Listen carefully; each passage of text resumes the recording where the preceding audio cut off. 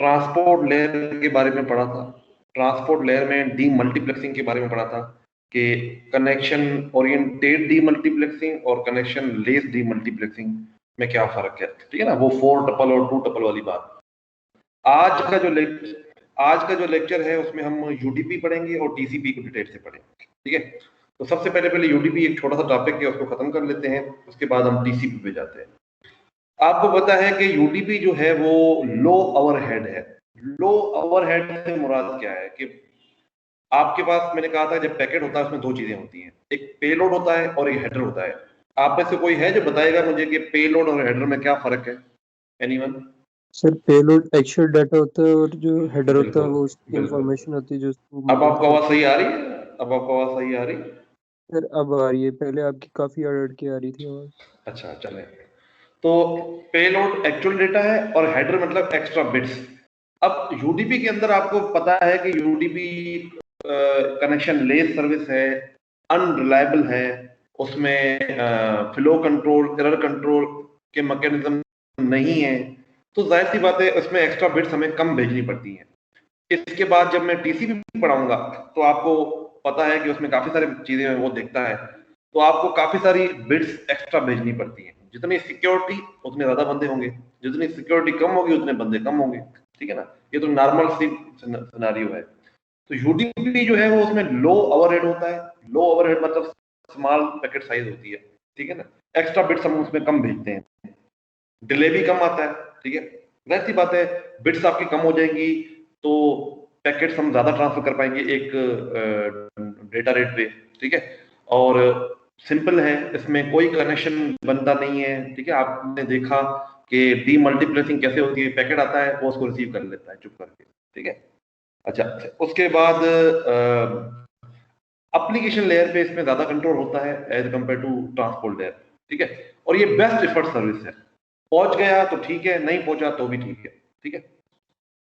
अब यूडीपी का जो पैकेट का जो स्ट्रक्चर होता है ना, वो ये होता है। यूडीपी का जो पैकेट है ना, उसमें अब ये जो एप्लीकेशन है ना, ये एप्लीकेशन लेयर का प्रोटोकॉल भी हो सकता है और उसमें कुछ डेटा भी हो सकती है, ठीक है ना। अब ये आपके पास एप्लीकेशन वाला जो है ना वो साइड है।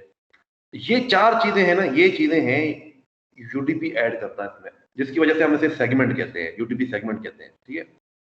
एक पोर्ट नंबर और डेस्टिनेशन पोर्ट नंबर, ठीक है, ये आपको पता है कि ये क्यों चाहिए हमें, ठीक है। अच्छा, दूसरा लेंथ की फील्ड। लेंथ की फील्ड बताती है कि यूडीपी का जो पैकेट है ना, जो डेटा है, ये डेटा की जो फील्ड है वो कितने बाइट्स की है, ठीक है। उसके बाद है चेकसम की फील्ड। चेकसम की फील्ड एक ऐसी फील्ड है जो आपको बताती है कि एक सेगमेंट के अंदर एरर है या नहीं है। टीसीपी आपको एरर निकाल के भी देता है, ठीक है। बट यूडीपी सिर्फ आपको ये बताता है कि इस पैकेट में एरर है या नहीं है। और वो कैसे बताता है? वो यूजिंग चेकसम बताता है। कैसे, उसको भी देखते हैं, ठीक है। अच्छा, उसके बाद यूडीपी जो है वो डीएनएस एक प्रोटोकॉल है, आपने पढ़ा है डीएनएस प्रोटोकॉल, ठीक है। वो यूडीपी यूज करता है। एफटीपी भी जो है ना वो यूडीपी यूज करता है, बट उसमें रिकवरी बेस्ड सिस्टम होता है। एप्लीकेशन लेयर पे हमें ना, क्योंकि यूडीपी के अंदर तो रिलायबिलिटी नहीं होती, तो हम एप्लीकेशन लेयर पे अपने हिसाब से कोई मैकेनिज्म लगाते हैं जिसके बेस पे हमें रिलायबल ट्रांसफर मिले, ठीक है ना। अच्छा, तो अब यूडीपी नॉर्मली यूज होता है वहां पे जहां पे हमें लाइव स्ट्रीमिंग चाहिए, मिसाल के तौर पे, तो वहां पे हम यूडीपी को इस्तेमाल करते हैं। उसकी वजह ये है कि क्योंकि ये लाइट वेट है तो स्पीड ज्यादा मिलती है हमें, ठीक है ना। आपको पता है कि मल्टीमीडिया एप्लीकेशंस में हमें एक वो बैंडविड्थ इंटेंसिव होती है। बैंडविड्थ इंटेंसिव मतलब मिनिमम बैंडविड्थ रिक्वायरमेंट होती है, ठीक है। अच्छा, उसके बाद हम बात करते हैं यूडीपी चेकसम की। अब यूडीपी चेकसम क्या है? पहली पहली बात, ये एरर डिटेक्शन के लिए इस्तेमाल होता है। सिर्फ आपको ये बताता है कि इस सेगमेंट में एरर है या नहीं, बस। उसको करेक्ट नहीं करवाता। अब हम करते क्या है? अब करते ये हैं कि जो भी हमारे पास डेटा होती है ना, हम उसको 16 बिट में डिवाइड कर देते हैं। 16 बिट को हम कहते हैं वर्ड, जैसे 8 बिट को हम कहते हैं ना बाइट, 16 बिट को हम कहते हैं वर्ड। हम वर्ड में डिवाइड करते हैं डेटा को। फर्ज करें आपके पास 128 बिट्स की डेटा है, हम उसको 16 बिट्स के टुकड़ों में बांट देंगे, ठीक है ना, उसके 16 के जितने भी चंक्स बनते हैं वो बनाएंगे। फिर उसको क्या करेंगे, अब फर्ज करें हमारे पास 2 ही वर्ड है 16 बिट्स के, तो हमने क्या किया, हमारे डेटा जितनी भी है हमने उसको 16 में डिवाइड कर दिया, और उसके बाद हमने क्या किया, उसको ऐड किया है। अब देखें ये 16 बिट का एक नंबर है और ये दूसरा नंबर है, हमने उसको क्या किया है, ऐड किया है। 0 और 1 कितना होता है 1, 1 और 0 कितना होता है 1, इस तरह से हमने ऐड किया। अब आखिरी में ना आपको पता है कि ये 1 और 1 है, इधर से भी एक 1 आ रहा होगा, तो ये 1 इधर आ गया और 1 कैरी का आ गया, तो ये नंबर जो है ना 17 बिट्स का हो गया। अब अगर ये नंबर 17 बिट्स का है तो हमें तो इसको 16 बिट में रखना है, तो हम इसको क्या करेंगे, रैप अराउंड करेंगे। रैप अराउंड का मतलब है कि इसको 1 को वापस इसमें ऐड कर देंगे। तो इस 1 को अगर मैं वापस में ऐड करूं तो क्या बनेगा, ये 1 और 1 कितना होता है 0, 0 इधर आ गया 1 ऊपर चला गया, 1 और 1 कितना हो जाएगा 0, 1 ऊपर चला जाएगा, 1 ये नीचे आ गया।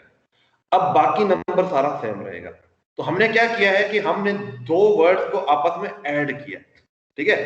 अगर कैरी आया तो उसको वापस ऐड कर दिया, ये हमारे पास सम निकल गया, 2 वर्ड्स का सम निकल गया। इस तरह से 3 वर्ड्स भी हो सकते हैं, 4 वर्ड्स भी होते हैं, जितने भी होंगे आप सबका सम करेंगे, ठीक है। उसके बाद क्या करेंगे, उसका लेंगे कॉम्प्लीमेंट। इस सम का हम अगर कॉम्प्लीमेंट लें, कॉम्प्लीमेंट से मुराद क्या होती है कि 0 को 1 कर दो, 1 को 0 कर दो। अब ये 0 को हमने 1 कर दिया और 1 को हमने 0 कर दिया। अब इसको हम कहते हैं चेकसम। ये हमारे पास चेकसम बिट्स होती हैं, 16 बिट्स होती हैं, ठीक है। ये हम अपने जो पैकेट का जो हेडर है ना उसमें रखते हैं, जो हमारा सेगमेंट का हेडर है ना इस फील्ड में रखते हैं। ये 32 बिट का टोटल है, 16 बिट का लेंथ है और 16 बिट की ये आपकी चेकसम की फील्ड, ठीक है। अच्छा, अब हम क्या करेंगे, अब सेंडर क्या करेगा, ये चेकसम कैलकुलेट करेगा और ये भी उस पैकेट के अंदर भेज देगा।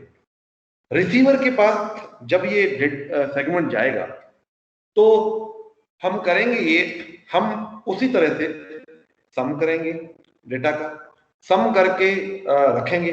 अब सम के अंदर अगर हम उसका कॉम्प्लीमेंट ऐड करेंगे, जाहिर सी बात है एक नंबर है, उसका कॉम्प्लीमेंट जब उसमें ऐड करेंगे तो जवाब क्या आना चाहिए, 1 1 1, सारा 1 आना चाहिए। देखो ना, अगर 0 1 है उसका कॉम्प्लीमेंट क्या बनता है 1 0। अब इन दोनों को अगर मैं ऐड करूं तो जवाब क्या आएगा 1 1। तो हम रिसीवर साइड पे क्या करेंगे, जो वर्ड्स को फिर से ऐड करेंगे और वर्ड्स को ऐड करने के बाद उसमें जो चेकसम की बिट्स हमने निकाली हैं उसको इकट्ठा करेंगे। अब चेकसम की बिट और सम की बिट्स आपस में ऐड करें, आपको जवाब मिलेगा 1 1 1 1 1 1। अगर कहीं पे भी 1 से फर्ज करें आपका डेटा जो है ना वो चेंज हो गया, कहीं पे ये बिट जो है ना 1 से 0 हो गई, तो ये सम की वैल्यू चेंज हो जाएगी। जब सम की वैल्यू चेंज हो जाएगी तो उसके कॉम्प्लीमेंट में जब हम ऐड करेंगे तो कहीं ना कहीं जवाब है ना आपका 0 आ रहा होगा, या कोई बिट आपकी चेंज हो गई होगी। एक भी बिट आपकी चेंज हो गई इसका मतलब है कि जवाब 1 1 1 1 नहीं आएगा, और अगर जवाब 1 1 1 नहीं आ रहा इसका मतलब क्या कि आपके पैकेट में कोई एरर है, ठीक है। तो ये चेकसम की फील्ड आपको हेल्प आउट करती है टू फाइंड द एरर। मैं इसको फिर से रिपीट कर लेता हूँ। 16 बिट्स के वर्ड सेंटर साइड पे हम ऐड करेंगे, उसका कॉम्प्लीमेंट लेंगे, वो चेकसम बन गया। अब रिसीवर साइड पे हम क्या करेंगे, फिर से नंबर को ऐड करेंगे, उसमें चेकसम ऐड करेंगे। अगर तो जवाब 1 1 1 1 आ गया तो इसका मतलब कोई एरर नहीं है। अगर तो जवाब उसमें कोई बिट कोई चेंज हुई तो जवाब 1 1 नहीं आएगा। अगर 1 1 जवाब नहीं आया इसका मतलब है कि समथिंग इज रॉन्ग, ठीक है। तो ये कहानी है पूरी जो है ना आपके उसकी। तो आपको असाइनमेंट भी गिवन है, आप असाइनमेंट में भी देख सकते हैं, इसके रिलेटेड एक क्वेश्चन आपको दिया गया है।